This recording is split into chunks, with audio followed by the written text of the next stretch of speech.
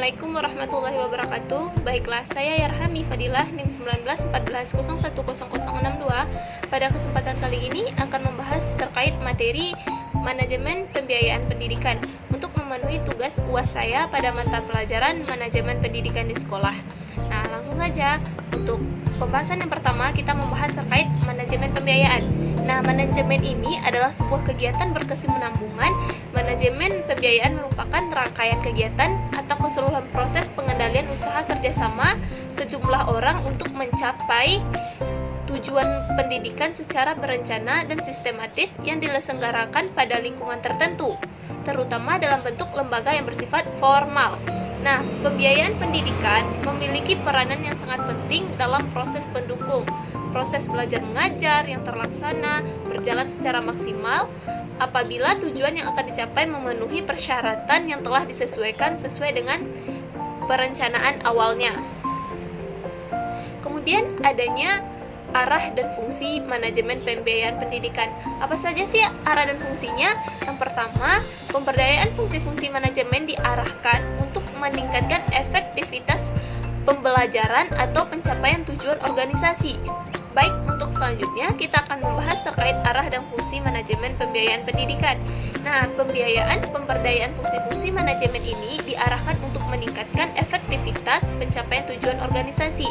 Untuk itu, maka peningkatan fungsi-fungsi manajemen ini dalam rangka pembiayaan pendidikan harus dalam rangka mencapai 5 target. Di antaranya 5 target ini, yang pertama, adanya efisiensi pegadangan barang dan jasa. Kedua, alokasi belanja yang tepat sasaran. Yang ketiga, alokasi belanja yang berkeadilan sosial. Keempat, peningkatan pelayanan kualitas pelayanan. Yang kelima, adanya citra yang baik lembaga pendidikan. Itulah arah dan fungsi manajemen pembiayaan pendidikan yang harus dicapai oleh manajemen tersebut. Kemudian, adanya esensiasi manajemen pembiayaan pendidikan. Nah, terbagi menjadi yang pertama adanya direct cost dan indirect cost. Nah, direct cost ini pembiayaan langsung, yaitu pembiayaan yang langsung berproses dalam produksi pendidikan. Biayaan pendidikan ini secara langsung dapat meningkatkan mutu pendidikan.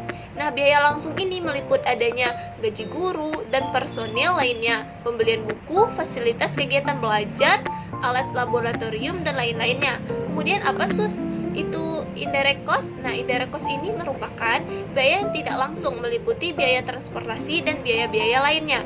Kemudian adanya social cost dan private cost. Nah, social cost ini dapat dikatakan sebagai biaya publik, yaitu sekolah yang harus bayar oleh kepada masyarakat. Kemudian selanjutnya kita akan membahas tentang fungsi pembiayaan pendidikan. Yang pertama, sebagai alat penaksir. Yang kedua, sebagai alat otorisasi pengeluaran dana. Yang ketiga, sebagai alat efisiensi.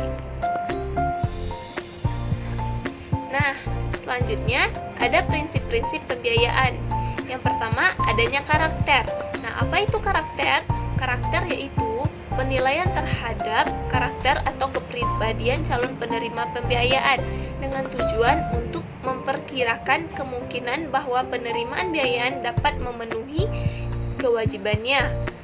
Kemudian adanya capacity. Nah, capacity ini yaitu penilaian secara subjektif tentang kemampuan penerimaan pembiayaan untuk melakukan pembayaran. Kemampuan diukur dengan catatan prestasi penerimaan pembayaran di masa lalu yang didukung dengan pengamatan di lapangan atas sarana usahanya seperti toko, karyawan, dan alat-alat pabrik serta kegiatan lainnya. Kemudian ada kapital, yaitu penilaian terhadap kemampuan modal yang dimiliki calon peserta penerima pembiayaan yang diukur dengan posisi perusahaan secara keseluruhan yang ditunjukkan oleh rasio finansial dan penekanan komposisi modalnya. Yang keempat, adanya kolateral. Nah, apa itu kolateral? Yaitu jaminan yang dimiliki calon penerima pembiayaan. Penilaian ini bertujuan lebih untuk meyakini bahwa jika sesuatu risiko kegagalan pembayaran terjadi, maka jaminan dapat dipakai sebagai pengganti dari kewajiban tersebut. Kemudian adanya condition, yaitu harus melihat kondisi ekonomi yang terjadi di masyarakat secara spesifik, melihat adanya keterkaitan antara dengan jenis usaha yang dilakukan oleh calon yang penerima pembiayaan. Hal tersebut karena kondisi eksternal berperan besar dalam proses berjalannya usaha calon penerima pembiayaan tersebut. Kemudian adanya sumber pembiayaan pendidikan. Nah, di antara sumber pembiayaan pendidikan ini, sebagaimana dilaporkan oleh Bank Dunia, proporsi pembiayaan pendidikan yang bersumber dari pemerintahan untuk sekolah negeri menurut Supriyadi meliputi 83% di SD, 81% di SLTP, 78% di SMU, 78% di SMK. Sekitar 95-99% dari dana pendidikan tersebut digunakan untuk membayar gaji atau guru pegawai. Nah, dana pendidikan yang bersumber dari keluarga masing-masing 3%, 12%, 17%, dan 15%. Sumber-sumber hanya menyumbang masing-masing sekitar 1%, 3%, 2%, dan terakhir ada juga yang menyumbang 2%. Baiklah, untuk materi selanjutnya saya akan membahas terkait perencanaan anggaran belanja lembaga pendidikan. Menurut Kons, anggaran belanja lembaga pendidikan ini merupakan penganggaran yang budgeting, merupakan satu langkah perencanaan yang fundamental. Anggaran dapat diartikan sebagai suatu rencana operasi dari suatu kegiatan atau proyek yang mengandung perincian pengeluaran biayaan untuk satu periode tertentu. Adanya hal-hal yang terkait dalam perencanaan anggaran lembaga pendidikan. Di antaranya adanya penyusunan anggaran. Nah, penyusunan anggaran ini harus dilakukan dari awal sampai akhir proses tersebut. Tidak boleh ada ketimpangan-ketimpangan dalam penyusunan anggaran ini, karena agar proses manajemen tersebut bisa berjalan sampai akhir. Kedua, adanya proses anggaran belanja di sekolah. Baik proses belanjanya bersifat formal maupun non formal. Yang ketiga, adanya karakteristik anggaran. Yang keempat, adanya fungsi anggaran. Nah, semua fungsi anggaran harus dilaksanakan agar proses tersebut bisa berjalan dengan baik. Kemudian adanya prinsip-prinsip anggaran, adanya pengawasan anggaran, kemudian adanya rencana anggaran atas pendapatan belanja di sekolah atau RAPBS. Kemudian kita akan membahas tentang critical thinking, adalah kemampuan untuk berpikir secara jernih dan rasional tentang apa yang harus dilakukan atau apa yang harus dipercaya. Critical thinking ini mencakup kemampuan untuk terlibat dalam pemikiran reflektif dan mandiri.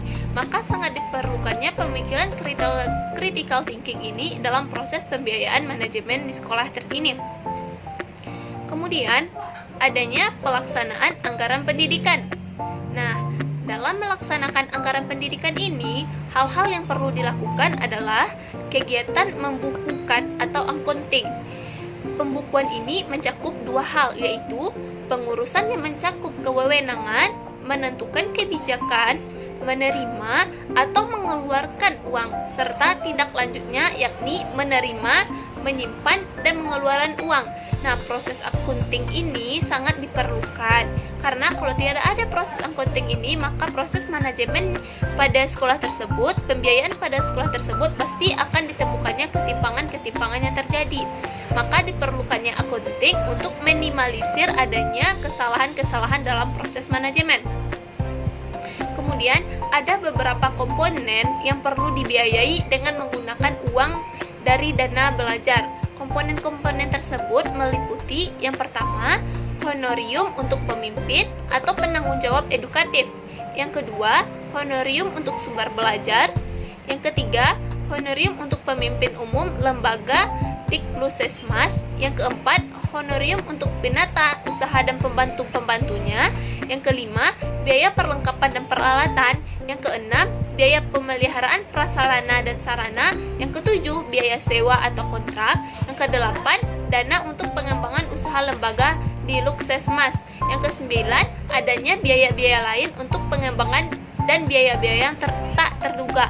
Biaya-biaya yang terduga ini perlu dipersiapkan karena pasti ada di kedepannya adanya biaya-biaya yang harus kita keluarkan secara tidak sengaja. Kemudian, Seorang pengelola keuangan harus mengetahui 4 aspek. Yang pertama, berpedoman kepada rencana anggaran yang tepat.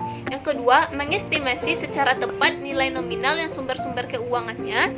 Yang ketiga, mencermati tentang pengaruh waktu dan ketidakpastian. Yang keempat, memperhitungkan efisiensi pengaruh waktu dan ketidakpastian, menghitungkan efisiensi pengeluaran secara cermat.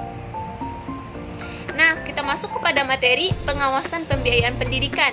Pengawasan pembiayaan pendidikan ini, kegiatan pengawasan pembiayaan ini dikenal dengan istilah auditing, yaitu kegiatan yang berkenaan dengan kegiatan yang berpertanggungjawaban penerimaan, penyimpanan, pembayaran, atau penyerahan uang yang dilakukan bendaharawan kepada pihak-pihak yang berwenang. Nah, kegiatan pengawasan pembiayaan ini dikenal dengan istilah auditing tadi. Nah, semua proses-proses yang telah dijelaskan tadi diharapkan dapat terlaksana pada proses pembiayaan manajemen pendidikan. Nah, itulah penjelasan materi dari saya. Mohon maaf atas segala kesalahannya. Saya ucapkan banyak-banyak terima kasih. Saya sudahi. Assalamualaikum warahmatullahi wabarakatuh.